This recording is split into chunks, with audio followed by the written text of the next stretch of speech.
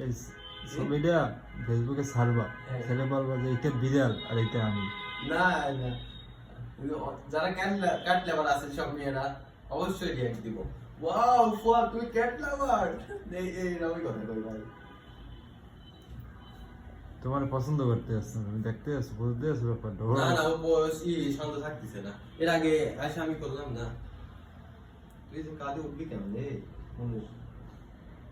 ও কি শান্ত, এসির মধ্যে ছিল মনে হয় না, নিচে পড়ে যাবো না ভাই। ও কি